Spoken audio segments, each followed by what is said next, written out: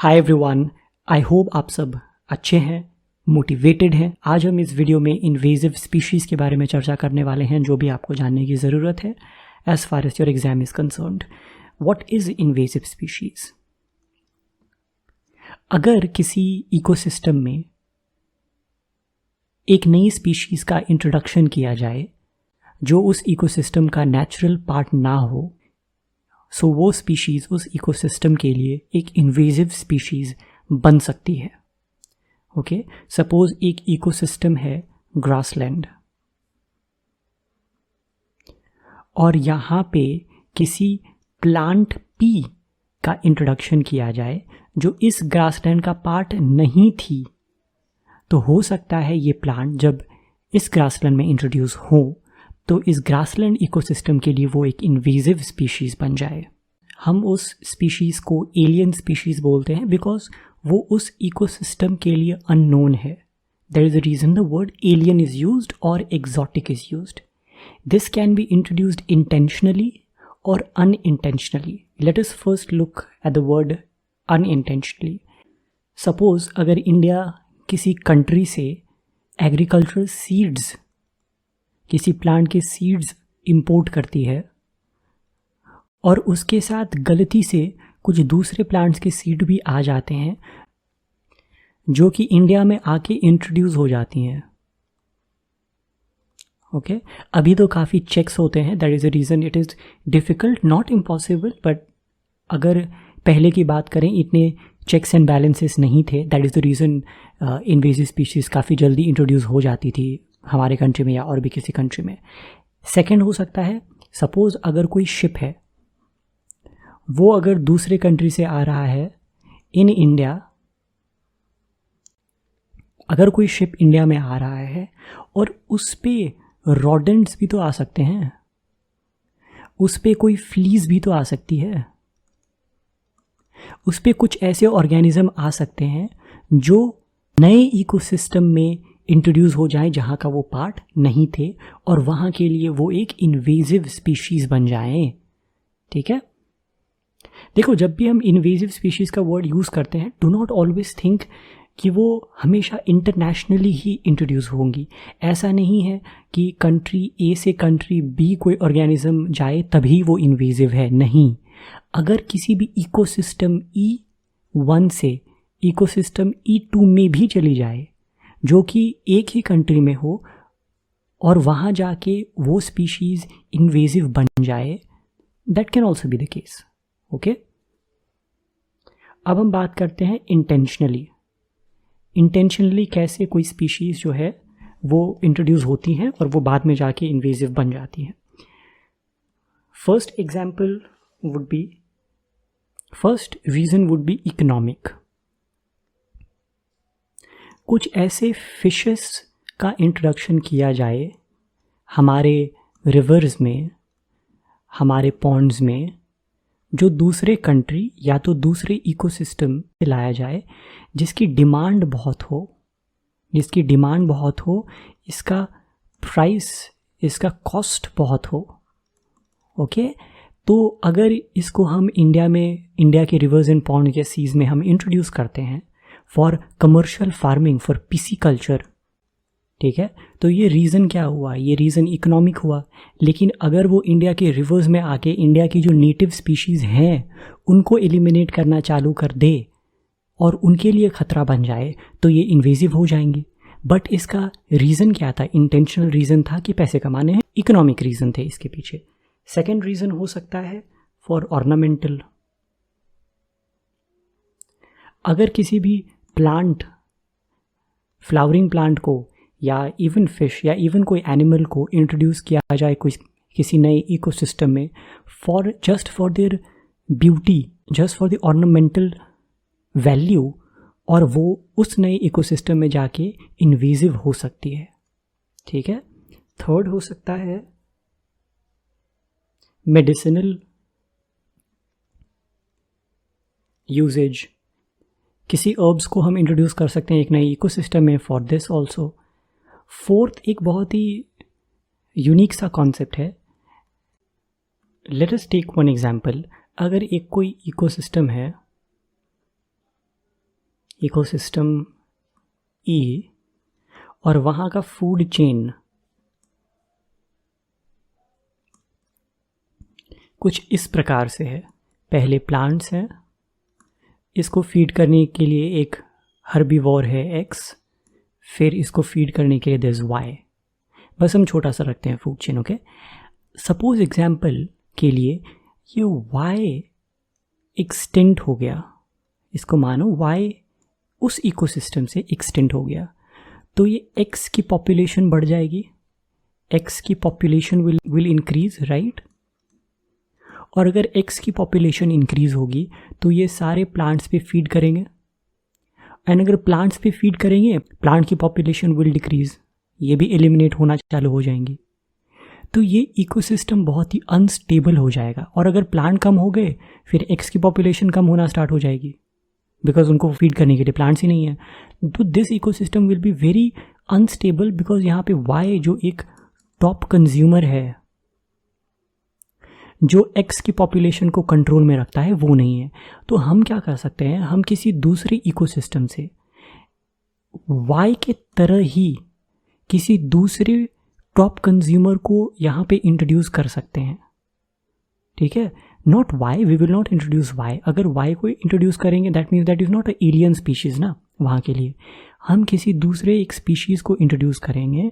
Suppose Z को introduce कर दें which is similar to Y, which feeds on X, और वो इस इकोसिस्टम को बैलेंस करके रखे। ऐसा किया जा सकता है या नहीं किया जा सकता? ये जेड इस ई वाले इकोसिस्टम के लिए तो एलियन है,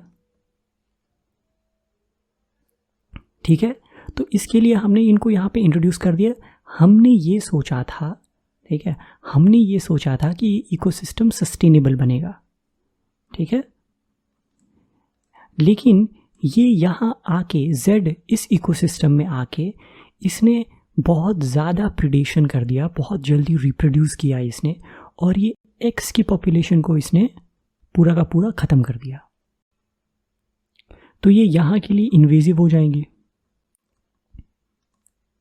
जिस मकसद से हमने जेड को इस इकोसिस्टम में इंट्रोड्यूस किया था इंटेंशनली, वो मकसद ना पूरा होके अगर जेड दूसरे एनिमल्स को भी फीड करने लगे, एक्स की पूरी पॉपुलेशन को ख़त्म कर दे, यहाँ की डाइवर्सिटी को हार्म करे, तो ये जेड जो है यहाँ के लिए इन्वेजिव बन जाएंगी।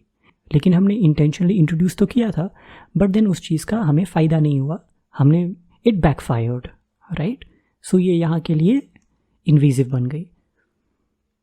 इन्वेजिव स्पीशीज़ जो है वो सिर्फ और सिर्फ प्लांट्स नहीं होती है, वो प्लांट्स, एनिमल्स, पैथोजन, माइक्रोब्स, दूसरे ऑर्गेनिज्म, वो हो सकती है जो कि नॉन नेटिव हो एंड विच में कॉज इकोनॉमिक और एनवायरमेंटल हार्म और adversely affect human health. Human health को कैसे अफेक्ट कर सकती है?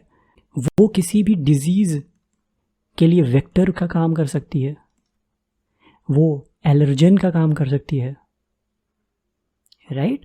So it can affect the human health as well. Convention on Biological Diversity defines invasive alien species as an alien species whose introduction and spread threatens ecosystem habitats or species with socio-cultural, economic and environmental harm and harm to human health. Okay, the CBD defines the invasive species as such. Invasive species जो है ना, वो reproduction बहुत fast करती है, reproduction बहुत तेज़ी से करती है, बहुत ही जल्दी स्प्रेड होती है, और वो नेगेटिव इफ़ेक्ट करती है द नेटिव स्पीशीज़ पे, एनवायरमेंटल डैमेज कर सकती है, ह्यूमन हेल्थ को अफेक्ट करेगी, एंड सो ऑन। ये किसी भी एरिया के फायर प्रोन नेचर को इंक्रीज कर सकती है, ठीक है। और क्लाइमेट चेंज की वजह से द इन्वेजिव स्पीशीज़ का खतरा और भी ज़्यादा बढ़ रहा है। Recently invasional meltdown word was in news. Let us see what does it mean. Invasional meltdown का मतलब होता है the process whereby the establishment of one type of invasive species in a new environment can facilitate the invasion of non native species. जो देखो, अगर कोई alien species ए का introduction हुआ है किसी नए एनवायरनमेंट में, अगर ये फैसिलिटेट करे किसी दूसरे एलियन स्पीशीज बी का ग्रोथ इस एनवायरनमेंट में, इस इकोसिस्टम में, तब इस फिनोमेनन को बोलते हैं इन्वेजनल मेल्टडाउन। और जब ये दोनों मिलके उस इकोसिस्टम को हार्म करें, एक दूसरे को ये हेल्प करें ग्रो करने में, तो उस कंडीशन को, उस फिनोमेनन को हम बोलते हैं invasional meltdown. And this was recently seen in the study of the wildlife institute of India in the Madhya Pradesh, in the Kanha tiger reserve, ठीक है, Lantana camara and Pogostemon benghalensis. ये जो है they were causing significant decline in the richness of the native species. ये जो पोगोस्टेमॉन है, this is from Bengal, name suggests, और ये लैंटाना ये यूएसए से इंट्रोड्यूस की गई थी। ये दोनों मिलके क्या कर रही हैं ना, जो नेटिव स्पीशीज़ है of the Kanha tiger reserve उसको खतरा कर रही है। और अगर एग्जाम्पल मान लो, अगर नेटिव स्पीशीज़ को वो खतरा पैदा कर रही है, उनको ग्रो अच्छे से करने नहीं दे रही है, तो वहाँ के जो हर्बीवोर स्पीशीज़ हैं जो उन प्लांट्स पे निर्भर हैं अपने फूड के लिए, उनको अफेक्ट होगा। So at the end of the day अगर हर्बीवोर अफेक्टेड है तो वहाँ के टाइगर्स भी अफेक्टेड हैं। So this invasional meltdown will eventually affect the tigers as well. So new research from the MP has found evidence what could become an invasional meltdown when one species works with the second to magnify the negative impacts with repercussions across the food chain. Multiple invasions of this kind can cause a future decline of herbivores in the Kanha, the study warns, the study of the Wildlife Institute of India. Adding that if the problem persists, it can directly influence the sustenance of large mammals in the landscape, potentially affecting predators like leopards and tigers. So, invasive species का खतरा बहुत ज़्यादा है. So this word is important. Invasional meltdown का मतलब क्या होता है? जब एक invasive species दूसरे invasive species की ग्रोथ में हेल्प करे और ये दोनों मिल के किसी इकोसिस्टम में नेगेटिव इम्पैक्ट्स को और भी ज़्यादा मैग्नीफाई कर दे, ओके, इंक्रीज कर दे नेगेटिव इम्पैक्ट्स को. So this is the invasional meltdown. Just remember the word. Now let us see the examples of invasive species. First example is the lantana. This is a American shrub. It was introduced in India in the 1800s as an ornamental plant. You might have seen this plant ना, हर जगह grow कर रहा होता है. तो ये ornamental value के लिए इसको इंट्रोड्यूस किया गया था इंडिया में, लेकिन अब ये नेटिव स्पीशीज़ को अफेक्ट कर रहा है, ये बहुत ज़्यादा ग्रो कर रहा है. Second example is the parthenium. Parthenium is also known as the congress grass. जब हम 1947 में हमें इंडिपेंडेंस मिली, उसके बाद we had food shortage, right, we all know that. तो हम यूएसए से वीट को इम्पोर्ट करते थे. सो इसके साथ आ गई थी parthenium. Okay, now it is growing everywhere. Third is the fall army worm. फिर है eucalyptus, you might have seen the plants. Then the wattle, Prosopis juliflora, common water hyacinth. इसको हम टेरर ऑफ बंगाल भी बोलते हैं. ये पूरे वाटर को, पॉन्ड को कवर कर देती है, जिसके वजह से जो अंदर की स्पीशीज़ हैं उनको लाइट नहीं मिल पाती, दैट गेट्स डिस्ट्रॉयड. ये वाटर क्लॉगिंग भी करती है. इसके काफ़ी सारे नेगेटिव इम्पैक्ट्स हैं. Then there is Indian bullfrog, जो कि अंडमान्स एंड निकोबार के लिए एक इन्वेजिव स्पीशीज़ बन गई है. Now let us see government of India क्या करती है with respect to the invasive species के कंट्रोल के लिए. The import of the agricultural products is govern by the destructive insects and pests act 1914 and the Directorate of Plant Protection and Quarantine Storage. This is responsible for the control of the invasive pests and weeds. ठीक है, and now DPPQS comes under the Ministry of Agriculture and Farmers Welfare. Okay, so this is the main body which is responsible for the control of the invasive pests and weeds. There are plant quarantine centers at seaports, airports and railway stations which are managed by Central Board of Indirect Taxes and Customs, and the Central Board of Indirect Taxes and Customs and the DPPQS, they work together. जब भी कोई consignment India के C port पे आता है तो the DPPQS checks for the phytosanitary certificate. Phytosanitary certificate. If this is present, if this is available, then एक sample check के बाद DPPQS इस कंसाइनमेंट को फर्दर प्रोसीड होने देती है, और अगर फाइटोसैनिटरी सर्टिफिकेट नहीं है तो ये फ्यूमिगेशन भी करती है. फ्यूमिगेशन करती है with methyl bromide. Okay, methyl bromide is used as a fumigant to control pests in the agriculture and shipping. But एक negative impact है इस methyl bromide का, ये it depletes the ozone layer. It is a ODS. Okay, so I hope you have understood what is invasive species, what are the concerns regarding it. थोड़े examples हमने देखे, हमने ये भी देखा कि गवर्नमेंट क्या करती है इसको चेक करने के लिए.